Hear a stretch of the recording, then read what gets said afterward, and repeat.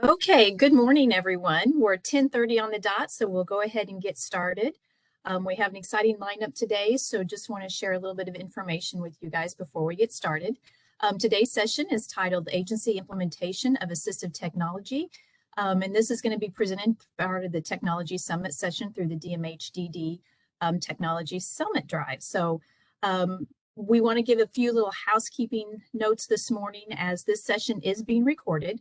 So we're going to be asking participants to place questions into the chat box or to hold on those until the end of the session, and we'll try to answer those as time allows. We also want to make note that we have the Missouri APSE Assistive Technology one-day training that's going to be held on March 24th from 10 to 3. So additional information can be located on the Technology First page under the Technology Events. I do want to let you know we've had one modification today. So we originally had organized this session to be facilitated by Missouri Division of Developmental Disabilities Director Jess Bax. However, due to the inclement weather causing some connectivity issues for Jess, we are lucky to have today's session facilitated by Wanda Crocker, who serves as the Director of Provider Relations for Missouri DDD. So Wanda is going to be speaking with Terry Combs and Michael Hartman from Sheridan Valley, and Tim Digon of the Arc of the Ozarks on the efforts of their agencies to build assistive technology into the daily service delivery. So a big welcome and thank you to our panelists for their participation. And I'm going to turn this over to Wanda to get us started.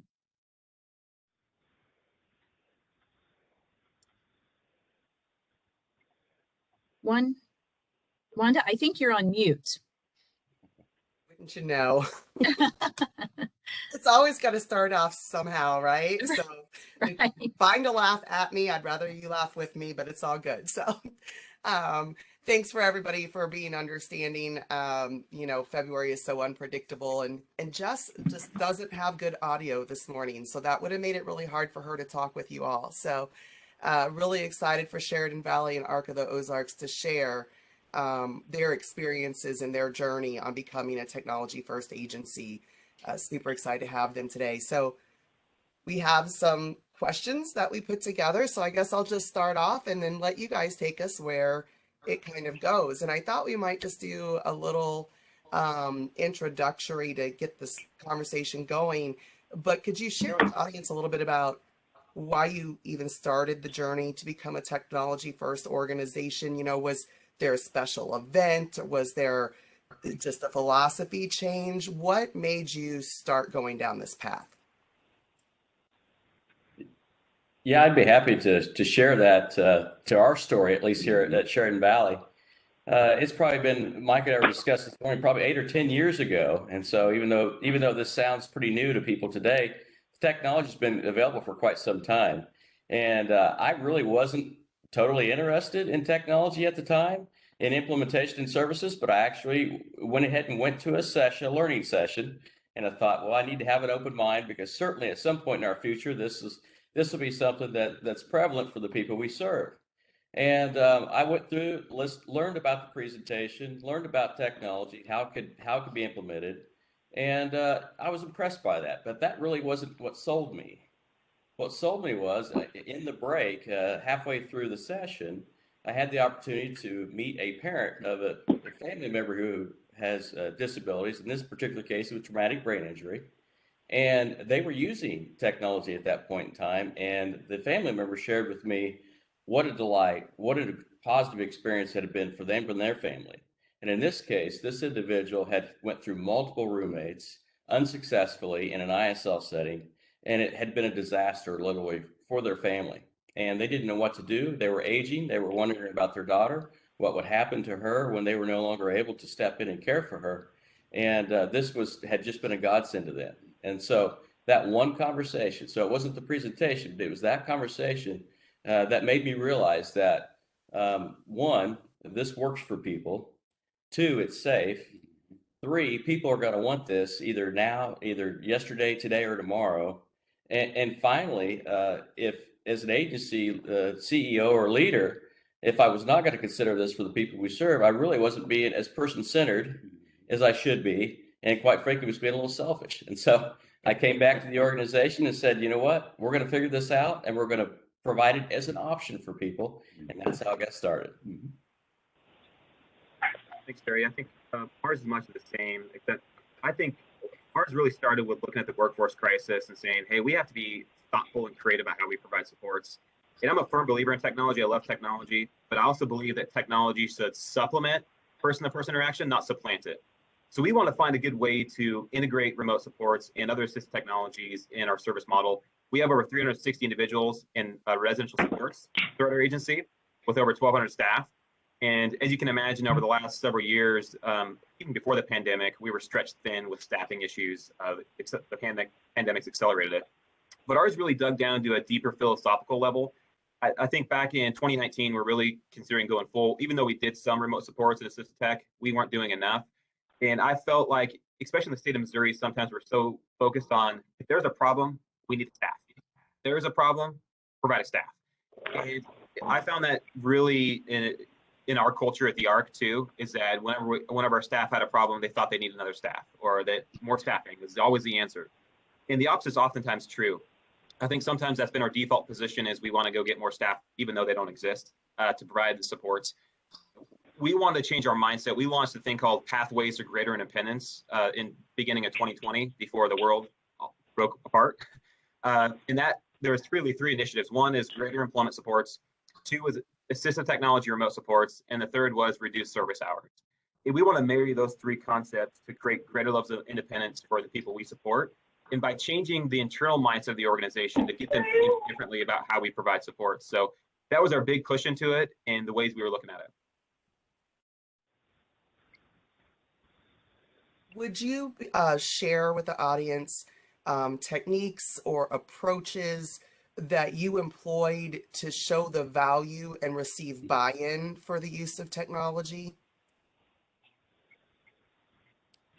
Yeah. So it starts with the organization, of course, and so there has to be a commitment. So anything you want to start that's new, somebody's going to be a naysayer. So there's always going to be the naysayer out there that's going to say, you can't do that. This person can't do that.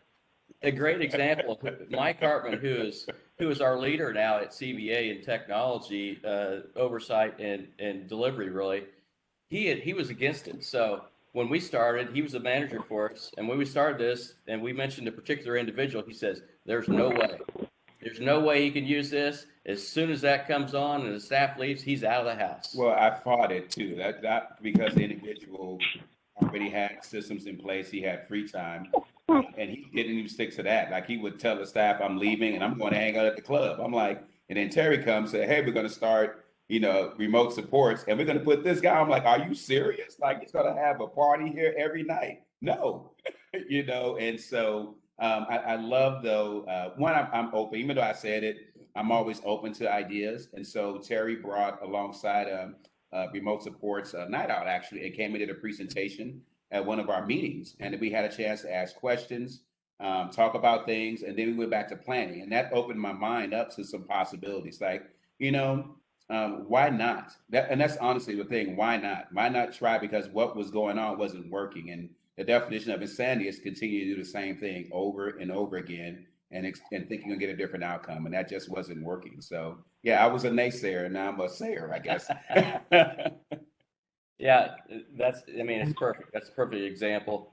And we've got numerous, back to what Tim said earlier, about people that we want to put more staff in. And so we have one example we were joking and laughing about earlier this morning about an individual who has had two staff to one individual with a different provider, had completely destroyed his apartment, and we had decided to take on his services, put him in with minimal direct staffing, and utilizing remote technology services, and set up a plan so that if the individual decided that he didn't want the staff in his place, he could tell them it was time to go, and they had the authority to leave and let us know.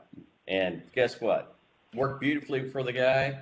He did not destroy his apartment. We didn't have any police involvement. All those things, and we have story after story. But the other thing is, we say, well, it can't work for that person. Well, I would agree. Don't start with your most difficult person. So if someone has the most difficult behaviors in your agency, that's not the person to start with.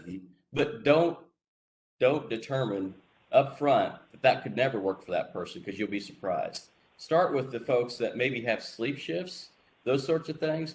those are a little easier to get started. And then, of course, the education piece. And I know Tim probably wants to add to that. So I think a lot of what Terry Mike said as well.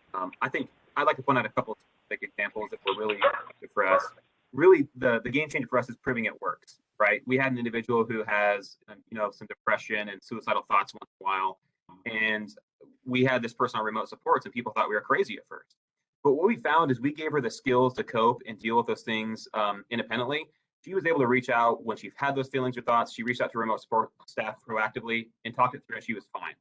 The moment that happened, her whole team bought in because they saw that, wow, we thought this wouldn't work, and it worked wonderfully, and it worked really well for the individual. In fact, it empowered the person we support because she was able to make those things independently. She didn't have a staff in her house telling her what to think or how to go through this. She proactively reached out when she was having those thoughts and feelings. The second one is we worked with Hero to, we had an individual who has significant seizures, and this person specifically lives at home. They're not in residential supports, and they just needed some additional supports in the home. So we worked with a family that they were really concerned about this. So we actually put in a seizure mat. We pilot tested a seizure mat to determine when the person was having seizures. And once we got the pilot through and we got this in the system, the mom called our staff crying, says, "I feel like a terrible parent." And she's like, "Why do you feel that way?" She's like, "I thought my child was having 2 or 3 seizures a day, and he's having 5 or 6 seizures a night." The seizure mat caught 5 to 6 additional seizures that would not have been caught by staff that were out, elsewhere, or the family. And we're able to take that data after 30 days and present it to a neurologist to update medications to reduce the seizure thresholds. Since that time, we implemented another seizure mat with someone else that had overnight staff, and our staff were really concerned about, wow, this person has seizures. What happens if this happens? And we're able to share that story about the success story of the seizure mat that happened with that home person with this staff to get buy-in. And then they really bought in when we caught additional seizures that the staff didn't catch, 3 seizures a night, because they were very short, abrupt, between 45 and 60 seconds. By the time the staff got in there from hearing some commotion, the seizure would have been over. So we're able to catch those seizures and share that data. So I really think not only does it increase levels of independence, but I think it allows our ability to create even greater medical oversight for some of those issues that people don't often think about. But I think the biggest thing is, like Terry mentioned, start with the individuals that are going to do best to start with. Remove the overnight staff that, the person are there just in case, and start small. Once you start having some success stories, your staff will buy in. So I think the biggest impediment to really integrating these technology supports well is internally at organizations where we're so resistant to those changes. Yeah. our experience mirrors that as well, Tim. And Mike, I would say you're not a technology sayer, you're a technology singer now. You have graduated to singing about technology. So this is being recorded, so I'll show my wife because I can't sing and she can. So thank you. well, we're glad you changed your mind about technology and stayed with Sheridan Valley to make a difference. That's for sure. And so you talked a lot about your techniques and supports to convince staff about those changes. Did you utilize different strategies for parents? Yeah. You want me to? Yeah. I'll start. Yeah. You go ahead if you want to chime in, and I'll add to it. Well, so again, Terry mentioned it directly, right? So it started with Terry. He came into our company, our admin, and with any system you bring in, if your top isn't bought into it, it will not work. So our top had to buy into it. Once we bought into it, it became a more, okay, what are our processes? How are we going to bring buy-in? Who do we have to get buy-in from? I mean, the individuals obviously hear the word independence. I hit it right on there, like they want more independence. That's easy for them. But then the parents and guardians they're always, they're concerned about things. So we had multiple guardians that they're like, okay, just like I was at first, like there is no way this is going to happen. And so we began, we kind of started off. So the same individual I'm talking about that walk out, his systems were in place that we began to transition slowly. So it was always a slow progress, and it was always about data tracking and checking back in. So as we began everything, we kept every system we already had in place. So staff was still in the home. All these things were still in place. and the systems were then brought in, and then we watched how this person interacted. We started with increments of an hour. So we actually started with 15 minutes, to be honest with you. So maybe it was overnight staff. We said from 11 to 11:15, this individual would stay, by themselves. And we gave that, 2 weeks, and saw what were the dangers, what things were we noticing, what calls were we getting. And then as we increased into a 30-minute increment. Then we went to an hour. Then we started by hours. And over, for us, a month and a half to 2 months, checking back in every 2 weeks with every member of the team and showing data to go, okay, this is what happened. We ran into this issue and this is what happened.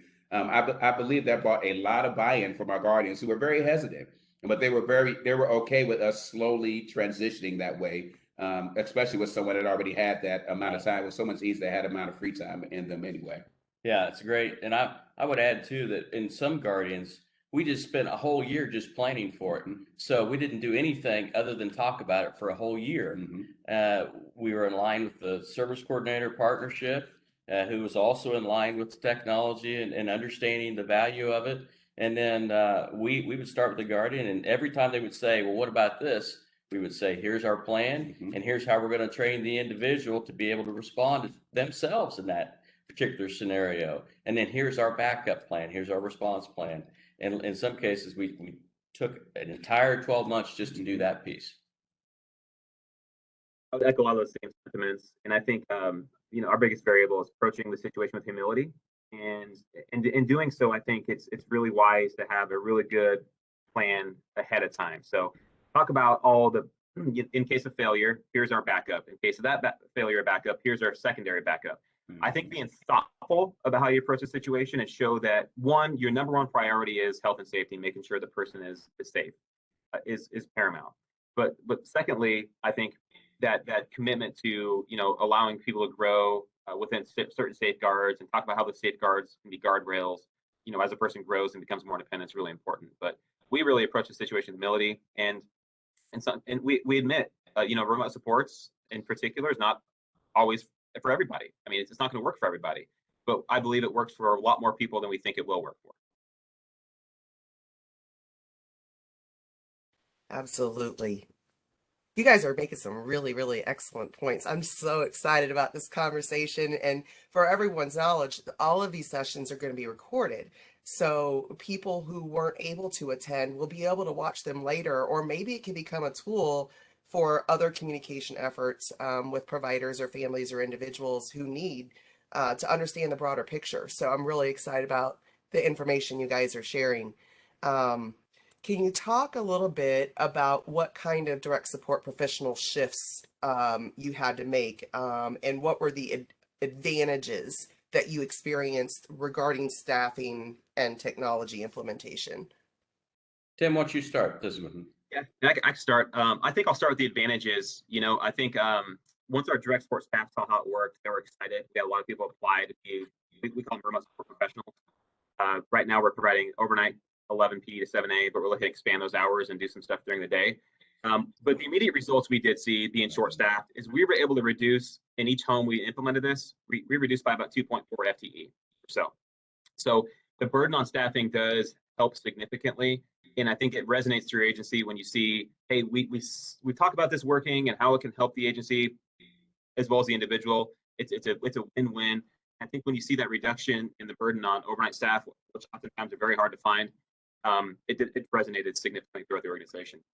I think what it also did with our staff, especially the people that moved over from DSP to remote support professional, is it gave them a different viewpoint of how supports can be provided. I think we've been pretty conventional on talking about how our DSPs provide supports, and it's been sometimes one-dimensional, and it's always person to person. I think this opened the avenue for people to think differently about how supports can be provided, that you may be able to offer the same support remotely. You may be able to even provide different supports remotely that you wouldn't be able to provide in person, because there's that natural trust. One thing that really stuck with me is one individual we started with overnights. We removed overnight staff and started with remote supports. Is every time our remote support director goes into that home to check in with her and talk with her, she says, do you know that I don't even have overnight staff anymore? I sleep in my home alone. And that resonates. I mean, to have that level of where that person never had that level of independence. Could you imagine just putting yourself in that situation where you are excited about because someone's not sleeping in your house that night? That's some of the subtle things that we take for granted. I think we need to open our minds up a little bit more and really think broadly about how this can impact our service model. And I think to a certain degree, that's really happened with our staff that moved over. We've seen this the shift in the burden of staffing, but also I think from a philosophical standpoint, in how we provide supports has opened up our minds and avenues on ways to do things differently. Yeah, and I would only add our situation is just a little bit different only because we don't operate our own call center. We utilize a third party to do that, but we do the responder piece, of course, and we have a multi-tiered system to do so.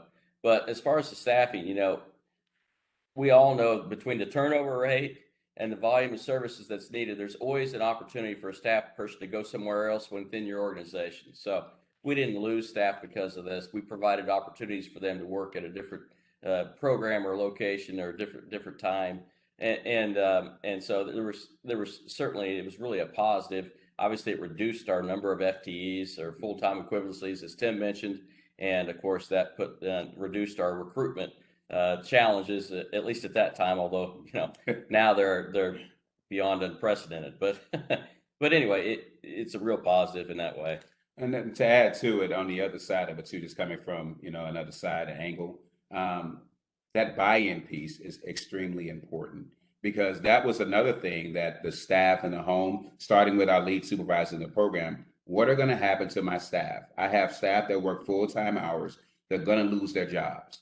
They're going to lose their jobs. What are you going to do with them? And so, like just as Terry mentioned, or we had some that had guaranteed. Yep. We did guarantee, but there were others that said they had worked so long with the individuals that, why are you moving me from this individual? Like, why are you? And honestly, they thought that we were making money. Why is Sheridan Valley making money on the individuals? And so we actually, along with the buy-in, when Terry, we didn't even mention this at the beginning, but we had meetings amongst our admin team. We met with guardians, but then we had meetings with our staff. We had like staff-wide meetings, like company-wide meetings, where we talked about, and Terry led the charge on, hey, this is what's going on, and this is the plan, and this is how we're going to re-equip or give you more tools to make you even more efficient. And in the end, it is our mission statement. Our mission statement, how are we providing those services primarily and to help a person live independently? How can they live independently? If your goal and your mindset becomes, what challenges, what hurdles can I overcome to support the people to live independently, to not really need you? I learned that 20-something years ago. How can I work myself out of a job? And but along with that, keep the person safe. And once we began that buy-in, and once we had some success stories, I was thinking about a couple. Like one, when we have a young lady that doesn't speak, she is nonverbal, and there was no way. They're like, well, what happens if somebody comes in, and what happens if this happened? And the first call we got, actually, I had to go out to her home in my pajamas. She just opened the door because she wanted to see someone. And I came in and she said, I don't want to see you. You look bad in your pajamas. I said, I'm sorry. I'm just trying to get here to help you. But that's more what you found was people that weren't used to the systems being changed or weren't used to having people in their home. Used to being alone. And that's what and that was the most shocking thing out of this. The gentleman we talked about earlier where he would leave a lot, that I got a call from him. He said, man, I'm scared. And I was like, what are you scared about? And he said, there's no one here. I hear the clock. I hear the I don't know what's going on at home. And that even brought me in even more to go, wow, I never even thought about that. Like you would be scared about. I thought you would want to throw a party and try to test the system in that way. But your first initial reaction is that you're scared because you had a consistency of staffing being there. And now that you were beginning to get something or gain more independence, it kind of scared us. So then we changed our model too, as far as adding in, okay, how do we come alongside the individuals we're supporting to help them even as they gain these access to this technology and they become successful with it as well. So it's exciting all the way around. So this it kind of goes along with that. I'm sure you do lots of outreach with staff, lots of communication, lots of planning. Invariably, there's always someone you can't change their mind and they can't get on the technology train. How do you handle when you have staff who simply, you just find that, they're very negative about it, they can't get on board, and maybe you find they're sabotaging efforts. So how do you go about dealing with those kinds of permanent naysayers? Well, well, we have a philosophy here at CVA that if you're making a decision that's good for the individual, you're making a decision that's good for the company. And anybody that doesn't follow that philosophy won't be here if they won't adjust that attitude. So not that we want to ever get rid of any staff person, but the reality is we were able to work with people. Yeah. And again, because we didn't ramrod it. We planned well. We didn't set a specific timeline that it had to be completed. And so along the way, we built the buy-in, and so we really didn't have any of the people that really dug their feet in and just said, they're not going to no way, or we felt like it was sabotage. Well, I think a main component of it also is that you listen. You listen as the people that are bringing this in, the admin team, as you're starting this with your companies, listen to all parties that are involved. Listen. And I love the word you said, Tim, humility. Listen and be humble. I don't have all the answers, even though we've been doing this for some time. I am constantly learning new things, and that's why this excites me. So I apologize if it comes across the screen that way, but I'm always excited about the next thing. Just as my CEO, Terry's next to me, as he's excited about the next thing and driving the next thing. And we do that by slowly going into it and listening to everybody that's involved. So much of the same. And one thing, Wanda, we found is our biggest naysayers have turned into our biggest advocates. Much like Mike's story, I think oftentimes those people are really against something with passion, really become the ones that are very passionate about that technology once they really see it work. And that's the biggest thing, is the plan preparedness and proving that it works. Not just saying, hey, we want to do this because we think it's the right thing, but it works. And it's safe. The number one thing that always comes up is, oh my gosh, that can't be safe. And the reality is, in my opinion, I believe it's safer in most cases than having a staff person on site. So Yeah, I frequently use some of when I'm talking with other providers who are starting the journey, I frequently use some of the success stories that you all have shared with me of, well, everyone wants to throw the what if. What if? I'm like, okay, so what if? So what would happen in that same situation if staff were present? Well, if staff were present, it could have gone down a very bad path when that person broke into someone's home. It could have gone into somebody getting hurt, but it was able to be mitigated by the technology and the interface with the call center. And so I think people want to what if sometimes to death, and there's always another way of looking at the what if. That things can work. And I love your examples of the seizure, because I get that all of the time, but they have seizures. Well, when they have seizures in the middle of the night, does staff know?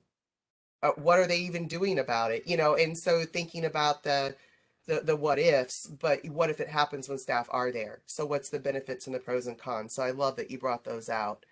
So I know that this is not as fun, this is not as exciting, but we all have systems, right? So when you were doing this, you probably had to make some shifts in the way your systems operated too. Can you talk a little bit about systems you had to explore modifying to accommodate your technology first movement? Yeah, our situation is a little unique because we have our own call center. So our remote support staff that work for the ARC. So we just have the technology supplied to us, Hero. So we had to really re-envision our on-call services. For one, we want to make sure our first line of defense is our remote supports team, including the management of the remote supports team, ahead of just the program supervisors over that program. But that created some additional obstacles with communication. So we want to make sure we're really fluid with our communication between one program and another, since our remote supports team is a different program. So we had to really adjust our on-call processes and policies, as well as internal communications, and that way we communicated, make sure all that stuff was appropriately communicated. Aside from that, we really looked at all of our policies and processes, our assistive technology processes and policies, as well as our IT infrastructure and processes. So we really looked at all those pieces to update those to make sure that those systems were adjusted. But the biggest obstacle definitely was making sure that we adjusted the on-call processes. The second thing is, if you do your own call center, making sure you have staff cross-trained as a remote support staff that can come in and fill in.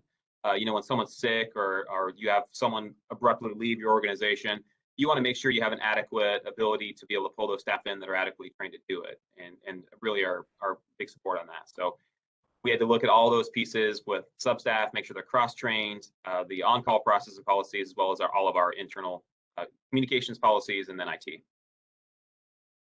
The fun stuff, Yeah, the only thing I would add is just reiterate that on-call piece. So we have a triple layer response on call for this particular, for those that we serve that are in using remote technology, particularly at night. So because we have a backup to the backup to the backup, just in case. So. Yeah. And then to add on to that, so our first level for us, because we're responders, is our supervisors within the program. When we first began this process, the company that was doing it for us, which was Night Owl, they had a 20-minute window that you had to respond by. So we began by looking at, because we have the in-person piece. Yeah, so, the in-person, I apologize. Yeah. And so since we're rural, we have people that stay further away from programs. So we started with, okay, who stays within our leadership 20 minutes away from the program? And then we rotated the on-call shifts to basically, honestly, when we first started, had a Night Owl on-call like group. So those, all the people in that group were able to get to the home in 20 minutes, actually 15 minutes or less. Sometimes 10 minutes or less for the home. They weren't really far away. So those were the ones, they had like a main group of 6 that kind of ran that. And then the cross training, they were all cross training those programs. That's honestly how our on-call system runs. They were cross trained to be able to fill in, to do, we had to create new form sheets for responders. So like when they responded, we were back in the days of paper and pen. We would write down everything that occurred when they responded. So that report could go to the home so they could see things, and also to that manager of that program so they could plan ahead for any other issues. But also those reports went to the guardian so they could see when we responded what things we were noticing when we responded.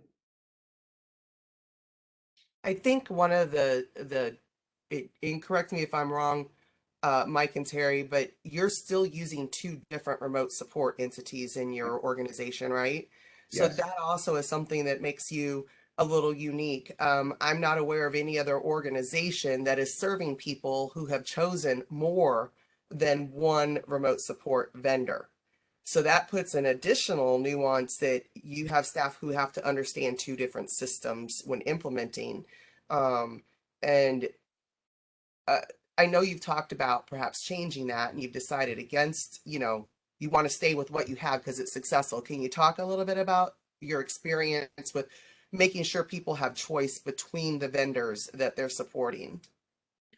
Yes, and honestly, to be totally honest with you, we always are looking for new. It's not about, so the main goal, again, the individual is at the center of everything that you do. So no one technology, no one system works for every individual. So you find what works for that individual. So the reason that we stayed with the systems we have, because they work for the individuals that are there, whether it's one system or 2, they just work. And so that's a big thing. But along with the training of our staff, we actually, because we do an on-call calendar, so all the leads and everybody know, hey, here's who's on call. All the staff know that. We actually make that available, and we do it every month to those call centers as well. So we send information to them, and they're aware, okay, I know that this night this person is on call. I can contact them by this manner. And if I can't get this person, here's my second level. So we communicate frequently with both of our providers. Whether there's batteries that go out, things that need changing. We just became Shift accredited, so we have a tech team that will now be kind of a hands-on equipment failure. People to go out and check the equipment, to check things. That was usually myself and Linda, a couple of people, but now we're going to spread the wealth a little bit. So all these things we think about continue to work on. Yeah, and just we're loyal to the individual's needs first. And so if at any point, their needs change and it can't be met by a particular vendor, we're going to see who else is out there that's going to provide what that person needs, even though we've had great partnerships and relationships with the 2 that we currently work with. So. And I know one of the things that's not really, we're talking about it and I hear it, but one of the things that I don't think people really maybe not just very clear, is that through your journey, you're creating opportunities and development and a what's the word I'm looking for? A career path for your DSPs because because ARC does have the call center and that creates different types of positions. Sheridan Valley, you have this tech team and you have special on call systems, and so um, so I think that's really exciting. That's one of those things that we hear from DSPs is I'm so one level. I don't have a lot of opportunities. I don't have places to grow. Your organizations are creating those paths. Have you found that has impacted your retention? I know it's a horrible question because COVID threw all retention out the door, right? We can't control that. But even before COVID or now that it's getting a little better, those staff that have started on those paths of career path, and they can see, hey, I have room to grow and to change and grow in the agency. Have you noticed a difference in them? How's that impacted your staff, creating those new levels for staff to reach to achieve? We're still early into having our own call center, but the individuals that became remote support professionals, I think our retention rate is like 40% better so far. And it does really give a next step for a DSP who's been a DSP for a long time and wants to do something new and different, and move up and eventually become a manager. This gives an extra step, that allows them to use their skills in different ways. So we have found it to be effective so far, but we'll see where that takes us, because really it's been complicated through COVID, and we're anxious to see where if that holds or if it doesn't. Yeah, and we don't do the call center like Tim, although I've seen the data, Tim, and nationally, I think the trend is that yes, the turnover rate is lower in those positions, but historically, those positions usually pay about 25% more, which also helps. As we continue to be challenged and address that with our Missouri and legislators and federal legislators, but the need to address the crisis. But we don't do the call center. But we do promote internally, and we see people's interest in using technology as a great tool, but also as a value, in their development. And so, we see that as then gives them greater opportunity to be promoted as well throughout the organization.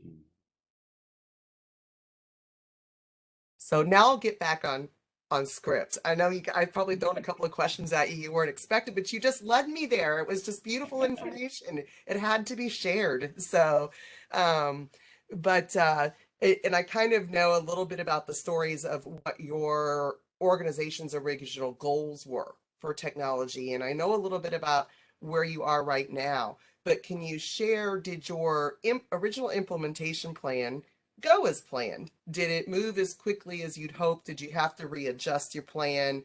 Where are you at now? No, our plan failed miserably because COVID hit in the middle of our plan, and but I am proud though, because we had, I think, only 2 individuals on our remote supports, maybe 1, before that implementation plan. We hit 32. Our goal is to hopefully be close to 100 by this time next year. It's very aggressive, but we really want to be on the forefront of this and show people how it works, and it's the benefit of the person we serve ultimately. But no, it did not go as planned because of COVID. But honestly, even if perfect world, I think it probably wouldn't have gone as quickly as I wanted it to. I tend to be a little more. We tend to be a little more aggressive with timelines, wanting to be aggressive, but you really have to take this in stride and listen to the feedback around you. While you push forward, you need to listen on the sidelines and hear what people are saying, and listen to their concerns, and really, I think you can do a lot of disservice to your organization and the people you support if you push forward too quickly without getting buy-in along the way. So we found that slowing down a little bit and listening to feedback and trying to think about all those elements and what ifs as much as you can is beneficial in the long run, because you get buy-in. So you want to be careful not to forge ahead too much with just an aggressive plan, because you want to achieve that end result. The process is just as important as the outcomes in this particular case. So you want to make sure your process is just as important. Yeah. The only thing I would add is just, and of course this is common in our field, but each person's plan is going to be different. Absolutely. Every person's. And what you have to modify and adjust will be different for every person. And as you begin implementation, the time frame is going to be different for every individual. So we've had some folks like, yeah, let's do this. And we went from 0 to 60 in a matter of weeks, from zero implementation to full implementation. Others, as I said, it took 12 to 15 months, and we were fine either way. We didn't push the envelope either way. And there's a key component that Tim mentioned, that listen. As you're implementing your plans, the plan is going to change because the what ifs happen, the questions happen. The people that know the individuals best will come with those great questions. Again, I don't have to be the smartest person at the table because my whole goal is to focus on implementation with the individual. How can we help this individual succeed? And again, it's just a shift in your thought process when you think about the success side of it rather than the what ifs and the we can'ts. How can we help this person to succeed? And then let's listen to the team. And that's where you get your buy-in at, because now they feel like, hey, my words, what I say, my opinions are valued. And thank you for that. And that really, really did a lot of buy-in for us in our company as well. Keeps everybody focused on the ultimate goal too, which is, because if the naysayers, obviously it's easy for them to come up and say, well, what about this and that? And the question should be, how does that help the person become more independent? And because if we always refocus the conversation on the individual, it helps redirect those conversations.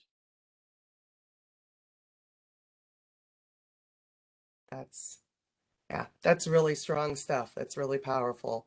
I know when we announced that we were a technology first state, people immediately started comparing states to states, right? We're great to compare data. We're great to, hey, who's in the race first? But I do think you're absolutely right. It comes back to what's the purpose and how do we get there correctly and in the best interest of the person. And sometimes you have to spend a lot of time in planning and then revamping that plan. And the important part is that we're on the journey, not necessarily how fast we get there. So I appreciate that. I think we're doing great on time. The last question that I'm supposed to ask you is if you have one gold nugget of information that you want to share and implant with other people, what would it be? Oh, I guess I'll jump in first. And I kind of was telling Terry this because we were joking around and we love to talk this. So it's not really a nugget of information. It's honestly a question to those that haven't started this. Why not? That's my golden nugget. Why not? Why not? And I'll repeat it one more time. Why not? What we have found as an agency is that, and we're talking about remote supports. We have individuals that utilize med planners. We have lots of different types of tech. And what we find is that even in just talking about med planning, our individuals make less med errors than our staff do. Cuts down on paperwork and the EMTs we have to turn in on a basis, But the why not aspect, because if an individual can succeed, if they can become more independent, if that can be done safely and done in a great plan, which if you have staff there and you have issues, you still have to have a plan in place that you're trying to work on to help that person succeed. It's the same thing. Why not? And so that's just my goal. Now, just start learning. I'm glad people are here in this conference, listening to this, but just start, go back, plan, get some think tanks going and plan it out. Who can we start with? Who are the people we can, not who can't we start with? Who can we start with? And then go from there.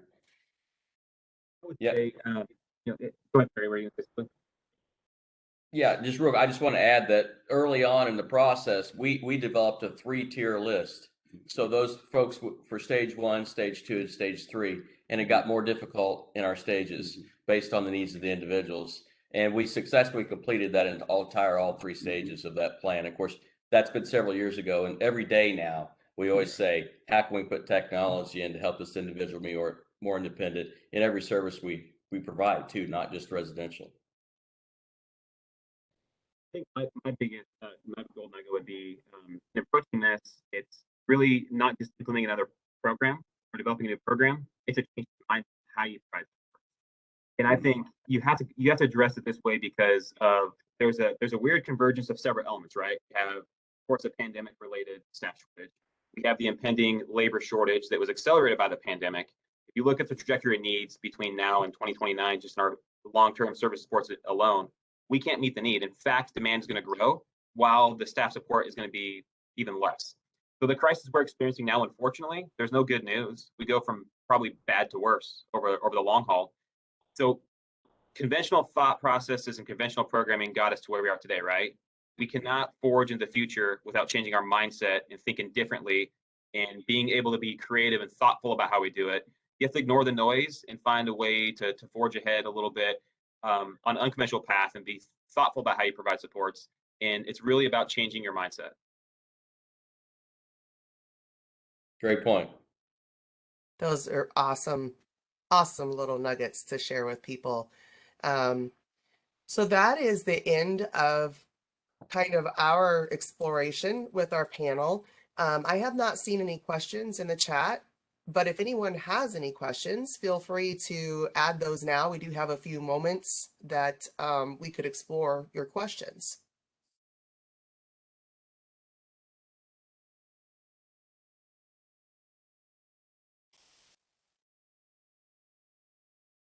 Hopefully we didn't lose half of our attendees due to weather interruption with hopefully people could hear. But gentlemen, you're phenomenal. I love your responses. I'm really excited about having this conversation out there for other people, other providers to listen to, because I think what you've shared is just really good paths and ideas for people to consider as they move forward. And I love the why not. I was trying to figure out how to quote you for our next statewide provider meeting in technology, you know. So, gentlemen, we don't have, I think we just got a question. Okay. How do you approach the idea of these supports with guardians, parents that may be hesitant? So first of all, listen, that's common. So listen to their concerns and then develop a plan around their concerns and continue to go back to them and say, here's our plan. And then also, it also comes with training the individual to implement a safety plan, because 99% of those issues usually are questions, not issues, but questions are around safety. And the other thing is bring the providers in that if you're not doing your own call service, there's multiple providers out there come in. They have national data about the effectiveness of systems, about the safety of systems, about the response times, all that information. Every piece of that you put together is helpful to the family to be more comfortable. And again, don't rush it. If they want to take a year or 2 years to do it, don't give up. Implement with other people and continue to work with those folks. Eventually, you'll be able to show them, demonstrate them that it will work and it's safe and that they will feel comfortable with giving it a shot. Thank you, Terry. It was great. I think you move at the speed of trust when it comes to guardian. You move at the speed of trust. And so that's why all of our plans when it comes to this, again, that take your time, move slow, to make sure that everyone is comfortable at your markers. Whatever you set in your markers when you begin your plan, make sure everyone is comfortable. Whatever questions they have, always be open, be honest. When there's something that's failed, be honest, like, hey, this is not working correctly. Let's meet together again. Again, you don't have to be the smartest person in the room. Bring those providers in that providing the services for you and utilize them as well to brainstorm with. But you move at the speed of trust. Dignity plus respect plus honesty over time builds trust. It's going to take time. So first you buy in and then get them to buy in that way. I think perfectly well said. I would just add, sharing success stories has been really, really impactful for us as a guardian. Yep.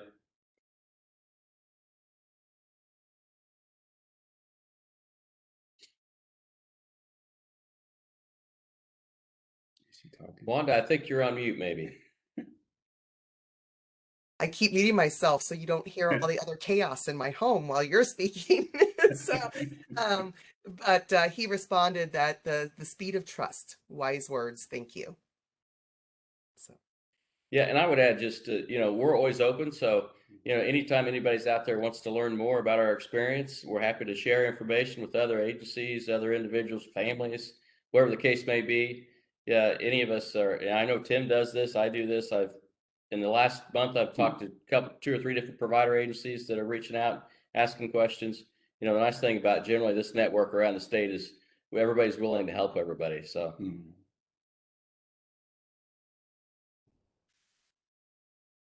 Well, we have no questions left in the box. And so again, I just want to thank you. I feel like this was a very powerful conversation that will be very meaningful to share with others who weren't able to attend. So I really appreciate your time, and we will talk again some other time.